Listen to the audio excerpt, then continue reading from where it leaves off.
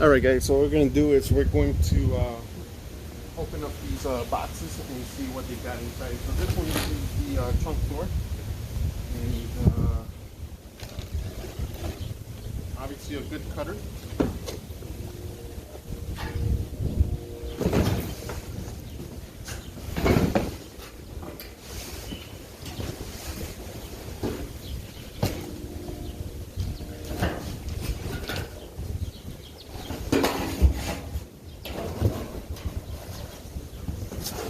So that is the trunk floor for the 69. Put this over here.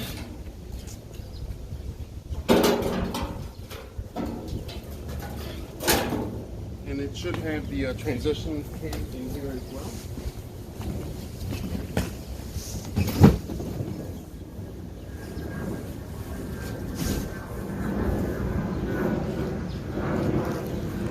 So I don't know, it came with the plugs and the bump stops for the rear end.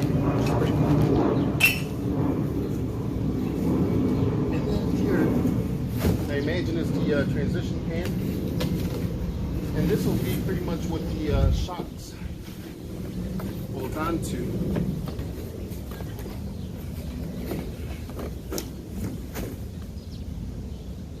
This will go underneath. This will go underneath here and then weld to it. So we're going to weld that up.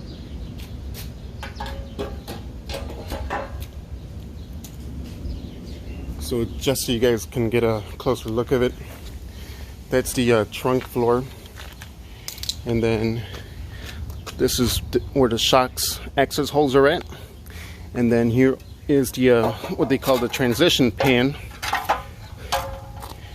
Actually, so this is actually where they bolt up to as far as the struts, or shocks I should say. So that's the rear trunk floor. Seat belt holes are right there, and here you have some drain plugs, your trunk drop-offs, these guys right here, and then this is going to be where your tail light panel, the piece that we were looking at yesterday, welds onto. So now I'm going to open up the one of the rear frame rails, and let's see how that looks. So pardon the movement guys, but yeah, so I'm going to cut open the tape and then I'll pop open the box and resume the video from there. Alright, so finished cutting open the tape and opened up the flaps, and here is the rear frame rail for the 69 fastback. And this is going to be the torque box for the inside of the floor. So I'm going to pull this out, and the reason why this one is silver is because it is in the well-through primer, which is pretty good for the most part.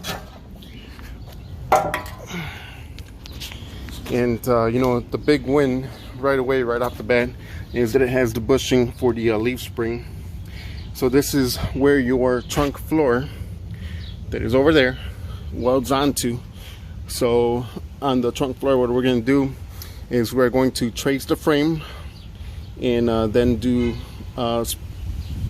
drill some holes through it, maybe about every inch and a half, 3/8 or 5/16. I think 5/16 is the better one of the two, and then we will attach it. But obviously before we do that, we're going to have to create a jig and stiffen the body up a little bit just so we're able to move it.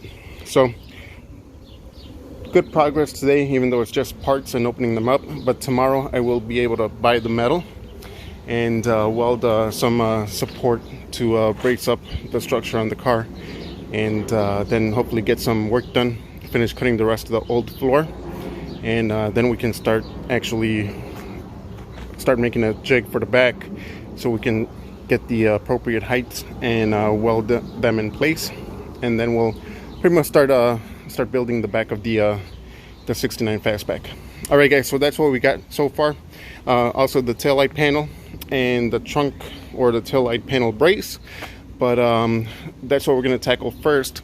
As soon as we are done with the trunk floor on the 69, we're going to go back to where we got the 69 and pick up the rear end for it, and as you remember on a couple of videos prior, it was in the mud, probably about 3 inches deep. So then we will take time and rebuild that rear end. And even though it's just a 8-inch 279 gear, or 283 if I remember correctly, but then we'll decide where we go from there.